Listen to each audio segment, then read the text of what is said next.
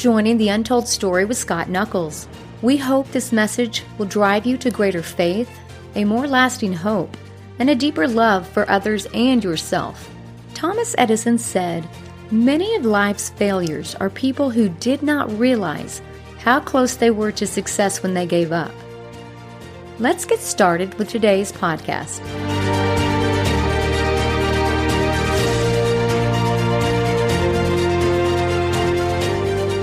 Welcome to the episode, Are You Swimming in a Kiddie Pool? I got my first-hand lesson on getting out of the kiddie pool, and it is one that I will never forget. It happened when I was about 8 years old. As a kid, summers meant the chance of swimming at Stone Lick Lake in Claremont County, Ohio. One particularly busy summer day, it was packed with people of all ages enjoying the summer fun. Amid the chaos, my eldest brother decided it was time to teach me how to swim. At the time, I refused to venture far from the safety of the shallow water, clinging to the comfort of knowing I could stand if needed. But that day, my brother had other plans. With one arm holding me and the other clutching my older brother, he marched determinedly into the lake. As the water rose higher and higher, the reality of where we were headed began to sink in. The deep end, far beyond the safety of my comfort zone. Each step took what felt like an eternity. I kicked, screamed, and fought with everything I had, desperate to escape his iron grip to no avail. And then it happened. Without warning or preparation, he released me, tossing me into the deep, cold water. The shock hit instantly as I plunged into the unknown, the dark water surrounding me like a heavy blanket. Panic gripped me as fear tightened its hold on my chest. My lungs burned as they began to fill with water in my frantic attempt to gasp for air. I flailed my arms and kicked wildly, trying with all my might to stay afloat. But no matter how hard I fought, I kept sinking. I couldn't feel the bottom, and in that terrifying moment, drowning seemed a real possibility.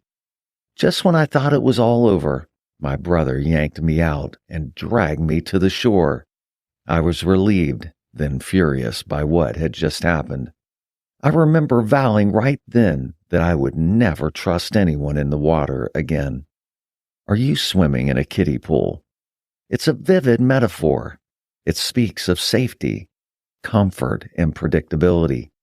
It calls out something deeper, the unwillingness to grow, to risk, to step out into deeper, more uncertain waters. While the swimming story I just shared is true, there's another example from my life that feels even more fitting. Getting out of the kiddie pool became uncomfortably real in the fall of 1986. I had just started my senior year of high school in a quiet little town just north of Cincinnati, Ohio. Life was predictable, but predictability has a way of nurturing fear. What would I do after graduation? How would I succeed? Those questions loomed large and unanswered. One day, my best friend, Mike Huffaker, approached me. He had a plan, or rather, a mission. He wanted to visit the Army recruiter and ask if I would come along for moral support. Sure, I said, I'll go. I had no intention of joining the military. My role was clear in my mind. I was there for him, not for me. As we sat in that recruiter's office, I watched Mike's determination grow. He was resolute, unwavering. The recruiter's eyes turned to me. What about you? Do you want to serve your country? I laughed nervously and shook my head. I'm just here with my friend. As Mike started his steps, filling out forms, taking the aptitude test, the recruiter encouraged me to tag along. Why not? Just take the test. You don't have to commit to anything. And so, one step at a time, I found myself moving down a path I never intended to take. It wasn't what I expected. It was invasive, grueling, and uncomfortably serious. Then came the recruiter's casual suggestion. You might as well get the physical done too.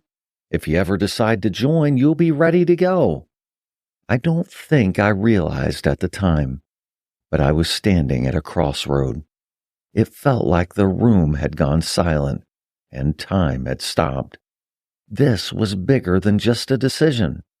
It was a defining moment, one of those rare junctures where the path you choose will echo through the rest of your life. That day turned into an exhausting all-day ordeal. By the time the physicals were finished, we were brought into a room where the recruiters tried their final pitch. You should sign up. If you don't, you'll never amount to anything. Those words were echoing in my head as I had heard them several times before. The recruiter said, "This is your chance to do something great, to serve your country, to make a difference. If you don't sign up, you will work at a fast food restaurant for the rest of your life." I protested. I haven't even talked to my parents. Call them, they replied. And so I did. I called home and explained everything to my mom. Her response was swift and clear. Scott, don't you dare. Your father served in the military, and so did your brother. Don't sign anything until you've talked to your dad first. I promised her I wouldn't. But the moment I hung up, something shifted in me. The recruiters were still waiting when I walked back into the room. They asked, "So are you ready to sign up? Are you ready to serve your country?" Though I had just told my mom no, I heard myself say, "Yes, I am." It wasn't rebellion. It wasn't logic. It was something deeper, something I couldn't explain then and still struggle to explain now. A nudge, a whisper, a leap. It was my chance to get out of the kiddie pool. 8 months later, I found myself on a plane to Fort Dix, New Jersey for basic training. I had never flown before, never been so far from home. My parents didn't even come to the airport to see me off. They thought it was a phase, that I'd changed my mind, that somehow this wasn't real. Yet it was real, terrifyingly real. This freshly minted high school graduate was on his way to a new life. Upon arrival, I put my newly created ID card under my chin so they could check my ID against the name on my uniform. When they saw that my name was Knuckles, they couldn't believe it. Out of all the names that come and go, they had never seen mine before. It was as if I had a target on my back the moment I stepped on base. I'll never forget the first week of basic training. The cold nights were relentless. Seeping through the open windows in the barracks, the one wool, thin, green blanket didn't help much either. I caught a chest cold that made every breath and every push-up feel like a battle. Little sleep and being physically sick and homesick didn't help me either. The drill sergeants didn't let up in the least. Their mission was to break us, to push us beyond what we thought we could endure, to tear us down only to rebuild us into fighting men and women. One of the earliest memories was at the chow hall. Imagine every type of breakfast food you could dream of. Omelets, pancakes, bacon, cereal, and donuts. My eyes were bigger than my stomach as I piled my tray high. But before I could take more than one bite, a drill sergeant appeared like they so often do. "What do you think this is?" he barked. "A Holiday Inn buffet?" They made an example of me that morning, and I left with an empty stomach and a bruised ego. And sore arms, too. The next day, I thought I would smarten up. I stuffed my cargo pockets with a couple of donuts and a box of cereal. A contingency plan for skipped meals, I thought. But the drill sergeants were always one step ahead. I guess you could say they've seen it all. They lined us up, searched every pocket, and punished the offenders with endless push-ups. Oddly enough, I escaped because they stopped searching when they got to the person directly in front of me. All day long I tried to find a way to eat that contraband, but it seemed like everywhere I went their eyes were glued on me. That escapade kept me from doing it again. Yet through all the grueling physical demands, the emotional challenges proved to be the heaviest burden to bear. The miles we marched each day were accompanied by the rhythmic chants of our drill sergeants, their voices rising above the sound of boots hitting the ground. The cadences were meant to keep us in step, to push us forward, but some of their lyrics had a way of piercing the heart. One cadence haunted my thoughts. Jody's got your girl and gone. Ain't no use in calling home. Ain't no use in feeling blue. Jody's got your girl and you're through. I couldn't help but dwell on those words, wondering if they would become my reality. Would I lose everything I was holding on to back home? The people, the connection, the love, the hope. The fear of that possibility weighed on me more than the heavy packs on my shoulders. Each night as we lined up for mail call, my heart would pound with anticipation. I would silently pray to hear my name, yearning for even the smallest connection to the life I'd left behind. Those letters were more than just ink on paper. They were my anchor, my reassurance that I hadn't been forgotten. I hoped for 2 letters each night, just 2 simple envelopes, yet they held the power to breathe life into my weary soul. One from my parents, grounding me in familiar trappings of home, and one from my girlfriend, Cassandra, a promise that life beyond this grueling march still had joy and belonging for my girlfriend and me. Those letters became my sanctuary, a reminder of why I was enduring the pain and the endless days of uncertainty.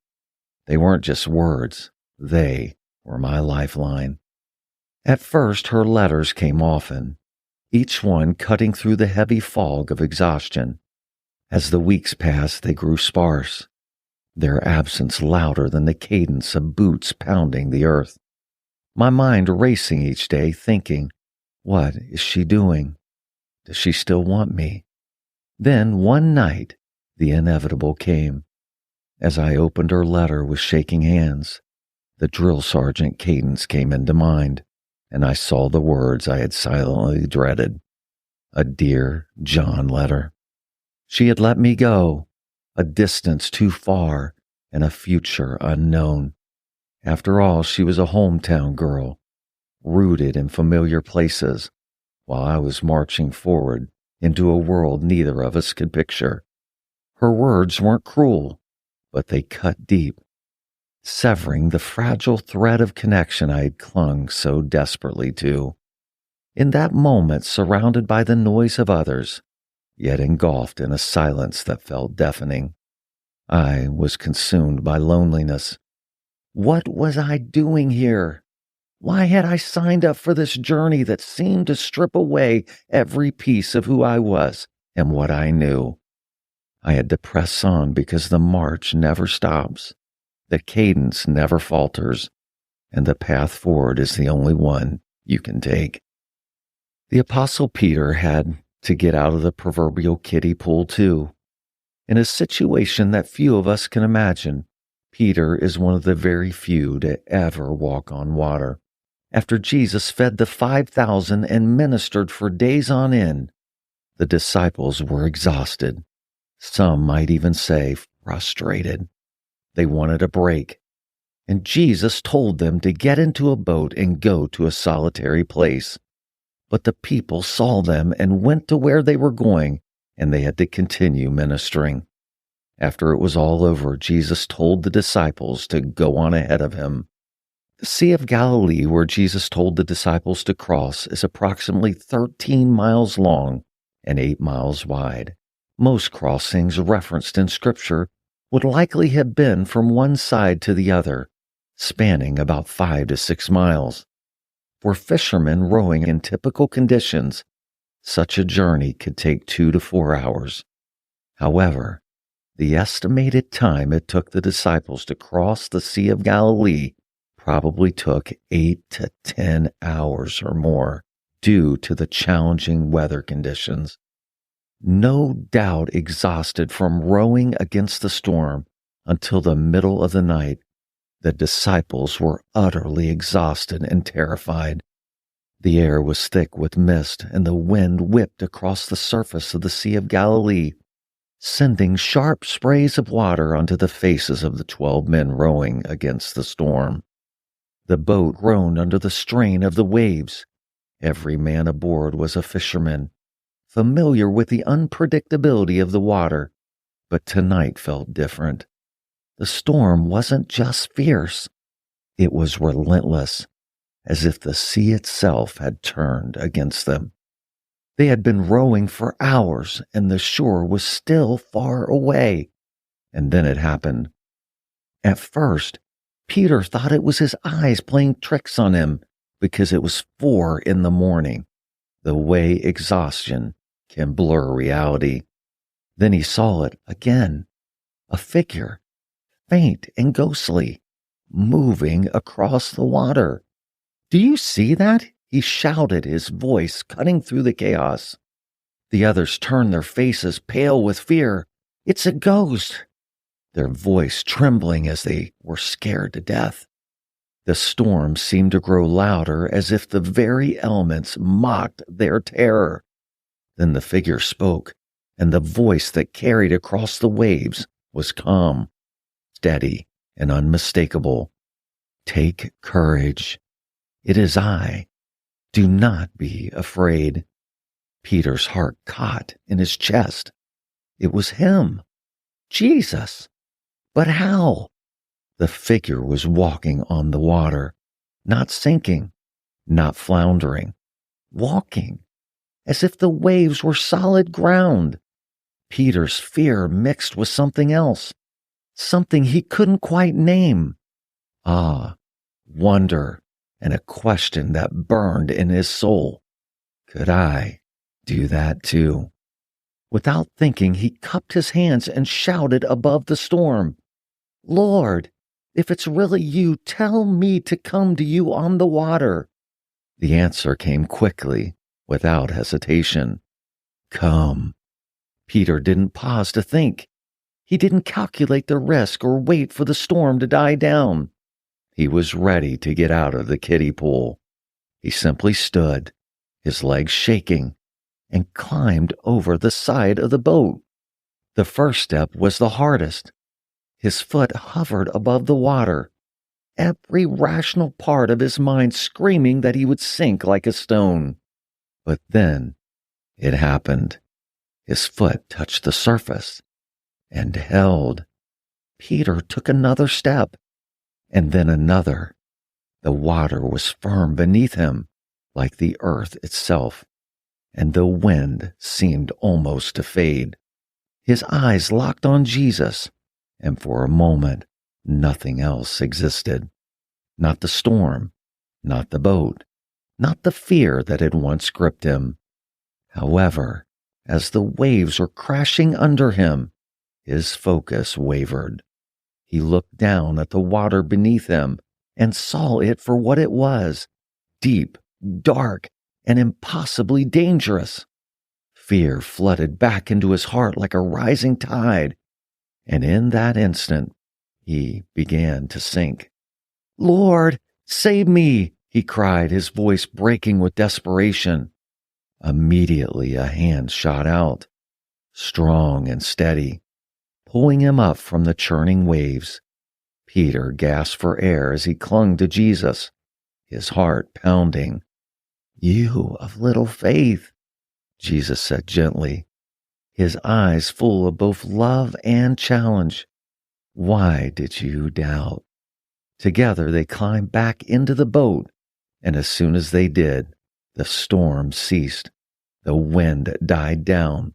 the waves calmed, and an eerie stillness settled over the sea. The other disciples stared in awe. None of them could find words, but they didn't need to.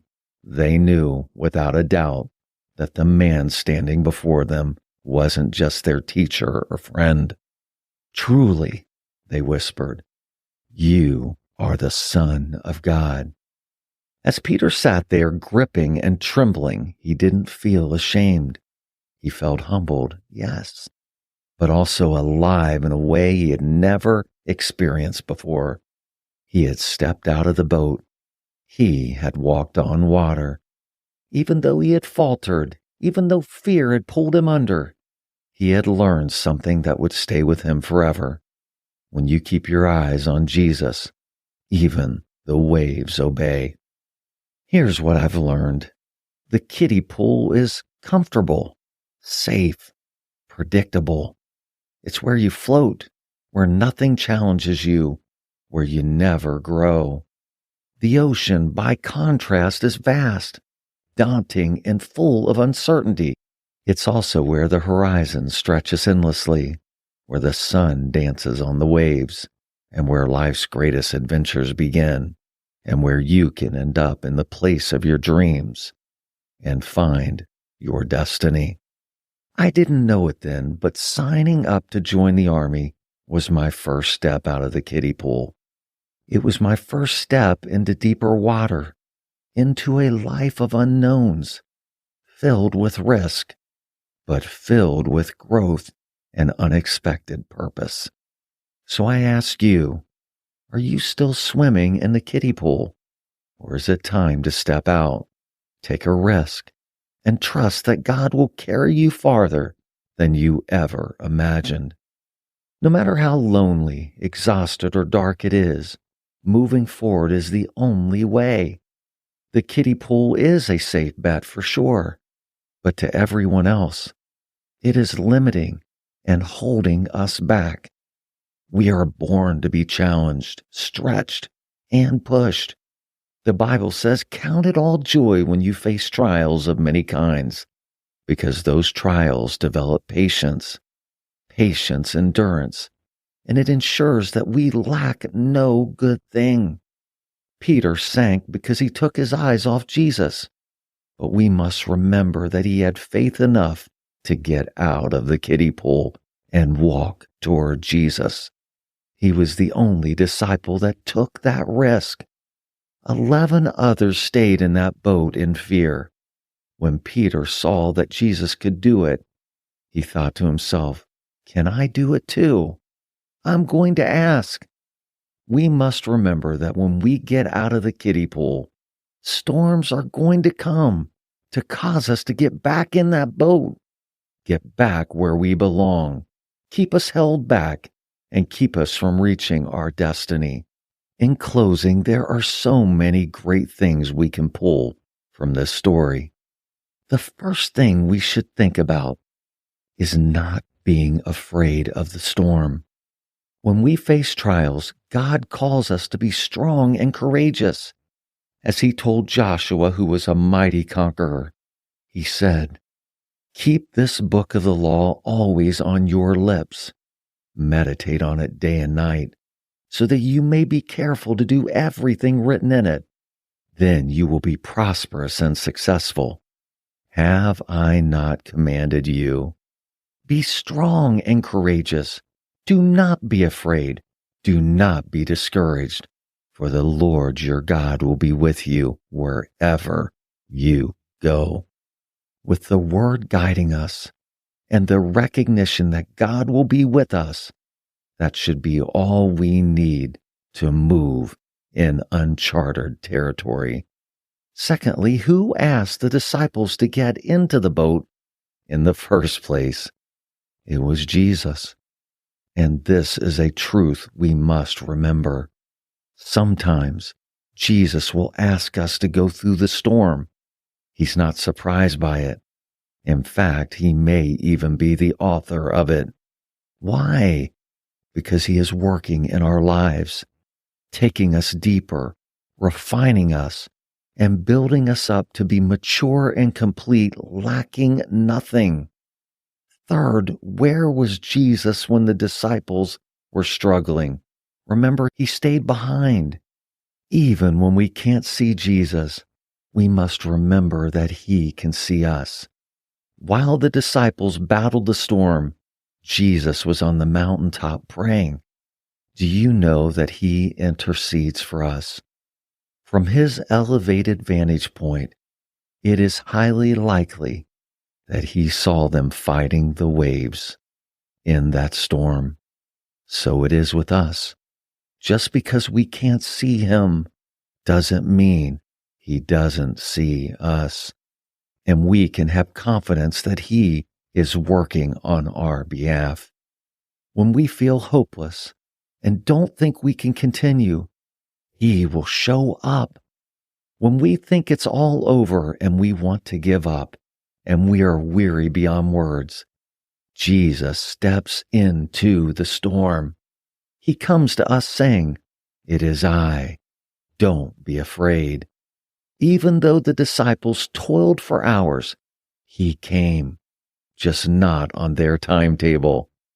Sometimes Jesus feels late to us, but his timing is always perfect. When I think about the lessons for my life and reflecting on my journey, I can see how God used deep waters to shape me. As a boy, I was afraid of drowning. I forgot that my big brother would never let that happen. Fear whispered to me, "What if I can't swim? What if I drown?" But I should have asked, what if today I learn how to swim? What if today I conquer my fear? Similarly, when I entered the Army, I was filled with doubts and regret. What if I fail? What if I'm not strong enough? What if I made the wrong choice? But God had a bigger plan. What if the Army was my destiny? What if losing my girlfriend made a way for the lifelong partner who would walk beside me in God's plan? This partner would help me become a better man, husband, father, and leader. And together, we would see God work in ways we never imagined. The Army took me from the kiddie pool of Claremont County to a world of opportunities I never dreamed of. It deepened my faith and set my feet on a new course. Maybe you're like the disciples, exhausted, rowing against the tide, feeling stuck and overwhelmed.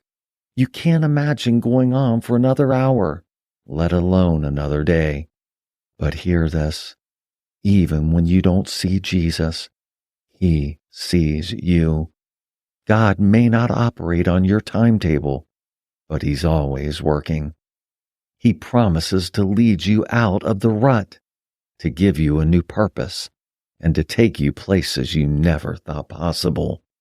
Look up and hear Jesus say, "Don't be afraid. It is I." He's with you in the storm. In due time, he will speak to the wind and the waves and tell them to quiet down. Until that moment, keep rowing, keep trusting, keep driving forward. He's got you, and he will guide you to the promised land. And even when we falter, he is still there. You may step out in faith and stumble like Peter, but Jesus is there with an outstretched hand, ready to lift you up. I have one final question. Are you stuck in the kiddie pool, clinging to the shallow and safe? Isn't it time to step out? Time to take the leap into the deep waters. Yes, there will be struggle, but in those depths, you'll discover growth, fulfillment, and the purpose you've been created for. It's in the deep that we find out who we truly are and where God proves he is with us. So take a breath, trust the one who calls you, and dive into the adventure he has prepared. Your greatest moments are still ahead of you. They're waiting for you to step out, just beyond the edge of fear. God bless you.